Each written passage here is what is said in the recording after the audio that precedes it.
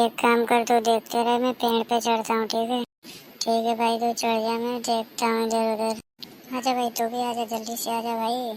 रुक जा, मैं भी आ रहा हूँ भाई। उधर देख छोटू, मालिक आ रहा है, जल्दी से आने। चला छोटू, कूद के तू देख अपना भाई। अरे रुक जा भाई, मेरे लिए रुक जा यार भाई। नहीं छोटू, मैं तो जा रहा हूँ, तो अपना देख ले। ए बच्चे, नीचे उतर। तू यहाँ पे क्या कर रहा है? अभी रुक, पुलिस को फोन कर। पुलिस को फोन मत करो, मैं भी उधर।